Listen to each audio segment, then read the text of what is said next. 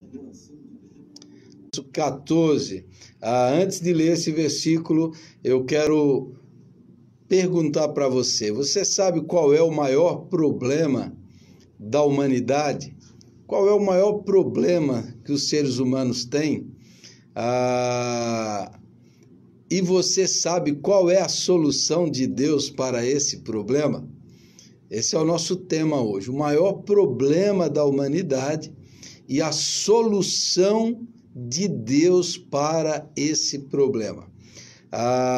É por isso que Paulo vai dizer nesse texto, o apóstolo Paulo, em Gálatas 6, verso 14, que se ele pode se orgulhar de alguma coisa, ele se orgulha da solução de Deus. Alguns diriam que o problema do mundo seja a pobreza, a violência, a desigualdade, a corrupção e tantos outros problemas. Mas o problema principal do ser humano se chama pecado. É a desconexão com Deus. É a separação da humanidade de Deus.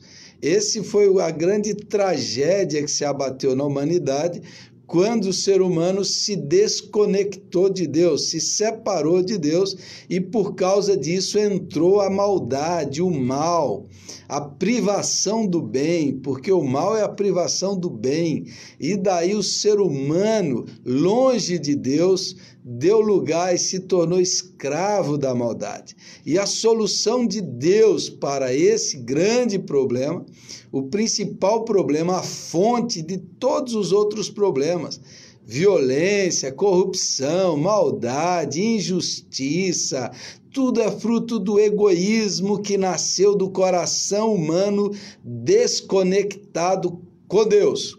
Quando nós nos afastamos de Deus, o mal entrou nesse mundo, afetou a natureza, a criação, o cosmos, o universo foi afetado por essa desconexão. E daí as consequências do pecado vieram: doença, morte, a destruição do planeta e tudo mais veio daí. É por isso que o apóstolo Paulo, que era um homem culto, um homem bem formado, um homem que tinha cidadania romana, um homem que tinha muitos predicados morais, intelectuais, raciais, sociais, culturais, para se orgulhar.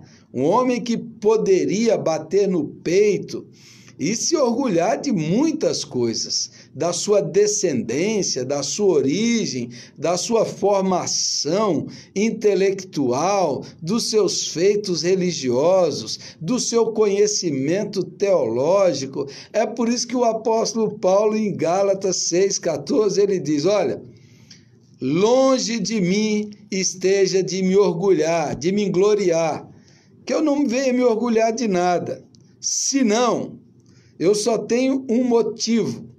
Eu só tenho um motivo para me orgulhar. Só tenho um. Senão na cruz de nosso Senhor Jesus Cristo. Esse homem aqui que mudou a civilização ocidental, esse homem que influenciou milhões e milhões de pessoas, esse homem culto, poliglota, esse homem destacado, ele diz: eu só posso me orgulhar, eu só posso me gloriar na cruz de Jesus Cristo, pelo qual o mundo está crucificado para mim e eu para o mundo. A maior mensagem da Bíblia, o assunto mais importante das Escrituras Sagradas, o tópico central para o qual o Antigo Testamento apontava e o Novo Testamento revelou completamente, é a cruz de Cristo. Há alguns estudiosos que dizem que dos 4 evangelhos sempre o assunto central é a cruz e toda a história da vida de Jesus é apenas um preâmbulo, uma introdução para esse foco central que é a cruz de Cristo. A cruz de Jesus é a solução de Deus para os principais problemas da humanidade. A cruz de Cristo, Deus resolve os principais problemas nossos. Primeiro problema, o problema da justiça. Ora, quando o ser humano se rebelou contra Deus, e pecado é rebelião, pecado é desobediência, a palavra no grego original é hamartia. Hamartia é essa rebelião, esse fracasso, essa desobediência, esse voltar as costas para Deus, o homem rebelado longe de Deus, expulso do paraíso.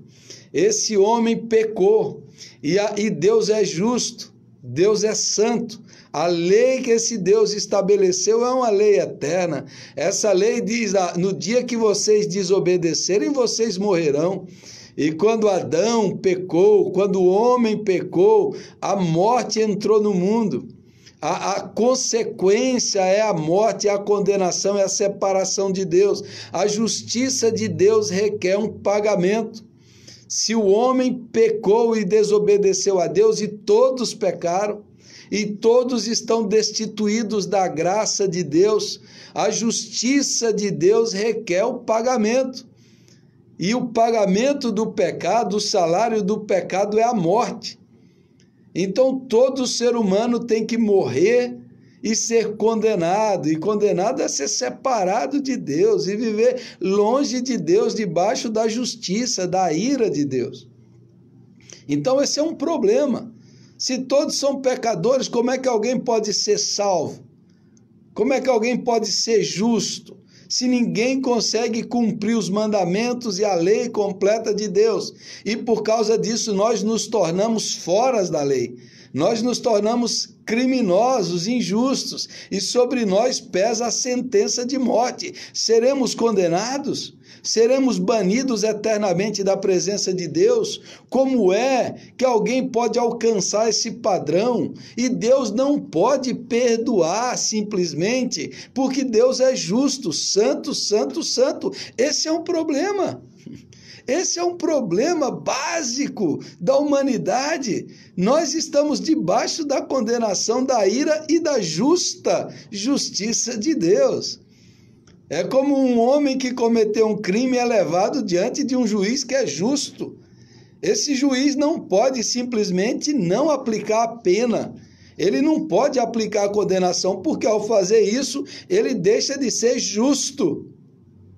Às vezes os juízes humanos, eles são injustos, mas o Deus, que é santo, ele não pode deixar de ser justo. Então ele não pode simplesmente dizer para o pecador, para mim, para você, para os humanos de maneira geral, assim, isso não tem problema. Claro que tem problema. O pecado afetou a natureza, o pecado afetou a terra, o pecado afetou o cosmos, o pecado afetou a ordem moral do universo, o pecado afetou os animais, o pecado afetou os oceanos, o pecado violou a justiça de Deus, e a justiça de Deus requer o pagamento. Agora, a gente pensa, alguns humanos pensam que a gente pode pagar através de penitência, através de votos, através de promessas, através de consagrações, através de obras meritórias. A gente pode compensar, mas ninguém pode. Ninguém pode pagar essa dívida, porque um pecador não tem condição de pagar, porque continuamos debaixo do pecado. E o que Deus fez? O que Deus fez? Deus mandou o seu Filho, o único que não pecou, o único justo. Em 2 Coríntios 5, verso 21, diz assim: aquele que não conheceu pecado, o único homem que andou no planeta Terra, que não conheceu pecado, o único justo. Só teve um justo, um bom. Só teve um que não teve pecado, ele nunca pecou, por palavras, pensamentos, ações ou omissões. Ele nunca pecou. Aquele que não conheceu pecado, ele o fez pecado por nós. Ele o fez pecado por nós, para que nele fôssemos feito justiça de Deus. Jesus Cristo, o justo, veio receber o pagamento.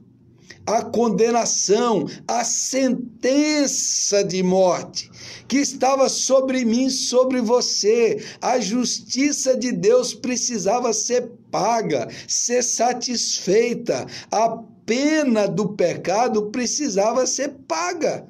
E o que Deus fez? O único justo, aquele que não conheceu o pecado, na cruz do Calvário, ele levou sobre si os nossos pecados, a nossa condenação, a justiça de Deus foi feita nele, e a morte de Cristo é substitutiva e representativa. Na cruz de Cristo ele te substituiu, ele me substituiu e ele me representou. E o Deus justo solucionou o problema da justiça, fazendo com que Cristo pagasse a pena do pecado e ele experimentasse a morte, a separação de Deus, o inferno existencial, porque ele clamou na cruz: meu Deus, por que me desamparaste? Ali Jesus se fez pecado, ali Deus se afastou dele, ali ele experimentou a separação de Deus,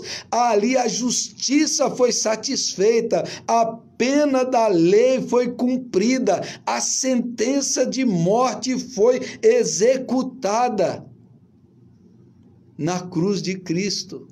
Deus resolveu o problema da justiça, porque o justo levou os nossos pecados, para que agora os injustos, que somos nós, ao cremos em Cristo, nós somos justificados pela fé, por meio de Cristo. Quando nós cremos na sua cruz, no seu sacrifício, na sua obra vicária e expiatória, quando nós cremos, a justiça de Cristo é a nós imputada e nós somos justificados por meio da fé. Esse é o primeiro problema, que é a justiça de Deus que foi satisfeita, mas nós temos outros problemas.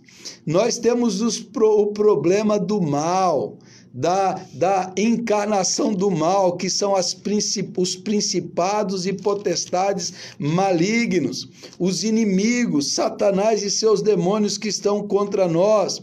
E a Bíblia diz que o Senhor também na cruz resolveu esse problema do nosso inimigo espiritual, do mal personificado nas trevas. E lá em Colossenses diz assim, no capítulo 2: e a vós outros que estáveis mortos pelas vossas transgressões e pela incircuncisão da vossa carne, ele vos deu vida juntamente com ele, perdoando todos os nossos delitos. Se Cristo pagou a nossa pena, agora Deus pode perdoar todos os nossos pecados. Tendo cancelado o escrito de dívida que era contra nós, a nossa duplicata, a nossa dívida que era os nossos pecados, ele cancelou, e que constava de ordenanças, o qual nos era prejudicial, ele removeu inteiramente, encravando-o na cruz. Ele pagou a conta na cruz. E veja o que diz o versículo 15: e despojando os principados e as potestades. Despojou significa tirou os poderes, a força do mal, das trevas, dos principados e potestades de Satanás. Publicamente os expôs ao desprezo, triunfando deles na cruz. Ou seja, Jesus na cruz tirou o poder de Satanás, tirou o poder da personificação do mal. Na cruz o Senhor pagou a nossa dívida. Significa que agora ninguém mais precisa viver oprimido pelas trevas. Ninguém mais tem que ficar pagando os seus pecados. Ninguém mais tem que ficar ouvindo a acusação da culpa, do mal, ter medo do diabo, do mal, das trevas, de feitiçaria, de mal olhado, de mandinga, porque Jesus Jesus tirou o poder deles. Ninguém mais agora precisa viver com medo das trevas. Ninguém mais precisa viver apavorado por causa dos seus pecados, por causa de macumba, por causa de coisas malignas, de feitiçaria. Se agora você crê em Cristo, você pode ser liberto do poder do mal. Você não precisa mais viver oprimido, escravizado. Você não precisa mais viver nas trevas, porque Jesus tirou o poder das trevas. Jesus despojou os principados. Jesus triunfou sobre eles na cruz. Você não precisa mais viver com medo. Às vezes até pessoas que são de igrejas pretensamente evangélicas vivem com medo do diabo. Tudo é diabo, tudo é diabo. Não, Jesus venceu o poder do diabo. Jesus é maior. Jesus destronou, despojou. Jesus os expôs ao desprezo, porque Jesus venceu naquela cruz. Paulo diz: eu vou me orgulhar na cruz, porque a cruz é a derrota do mal. O mal foi vencido, o problema do mal foi resolvido. O problema das trevas foi resolvido. A luz venceu, o pecado foi pago, a dívida foi rasgada. Você não precisa mais ficar pagando penitência, voto, comprando o favor de Deus com dízimo, com oferta, com jejuns meritórios. Você não precisa mais barganhar com Deus, porque você não tinha como pagar, mas Jesus já pagou. Não tem mais lugar para troca, para barganha, para religião mercantilista, nada disso. Você não precisa mais viver preso sobre essas ameaças de que o devorador vai acabar com você, o devorador vai acabar com a sua casa, com a sua família, nada disso. Lá naquela cruz, Jesus tirou o poder do devorador. Jesus tirou o poder da culpa, da acusação. Lá naquela cruz, Jesus tirou o poder do acusador da nossa alma, que é Satanás, porque Jesus pagou a nossa culpa. Não tem mais preço a ser pago, o preço já foi pago.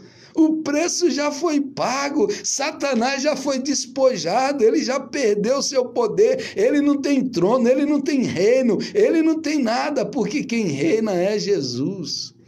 Jesus resolveu o problema da justiça, Jesus resolveu o problema do mal e mais, Jesus resolveu o problema da morte. Porque a morte entrou no mundo por causa do pecado e da desobediência. A morte é consequência do pecado, mas a morte não é só extinção, a morte é separação. Então, quando o ser humano pecou, ele foi separado de Deus, separado existencialmente, ontologicamente, espiritualmente e eternamente. Mas a cruz veio resolver o problema da morte. É por isso que em 2 Timóteo diz assim: e foi manifestado agora, pelo aparecimento do nosso Salvador Jesus Cristo, o qual não só destruiu a morte, como trouxe à luz a vida e a imortalidade mediante o Evangelho. Olha o que Jesus fez, ele destruiu a morte. E não só destruiu a morte, como ele trouxe à luz a imortalidade mediante o Evangelho. Agora, quem crê no sacrifício de Cristo tem a vida eterna. A morte não mata mais. Ou seja, a morte não nos separa mais de Deus. Agora, quem crê no sacrifício de Cristo é imortal, é eterno. O aguilhão da morte foi tirado. Você diz: ah, mas todo mundo morre. Mas quem é de Cristo, quando ele morre aqui na terra, quando ele fecha os olhos aqui, no mesmo instante, num átomo de segundo, ele abre os olhos na eternidade, no céu, e ele contempla o seu Salvador. Ou seja, Jesus diz: quem crê em mim já passou da morte para a vida. Quem crê em mim não entra em juízo. Quem crê em Jesus tem a vida eterna agora. Naquela cruz, Jesus matou a morte. Na cruz, a morte morreu. A morte morreu na cruz de Cristo, porque ele venceu. Ele pagou a justiça. Ele destruiu e destronou e despojou Satanás. Ele pagou a lei de Deus. Ele venceu o pecado. Ele se fez pecado por nós. E agora a consequência do pecado, que era a morte, Jesus levou sobre si, para que aqueles que agora são dele tenham vida. É por isso que quando a gente diz assim, o sangue de Jesus tem poder, isso não é mágica, é que o sangue que ele derramou é a vida de Cristo.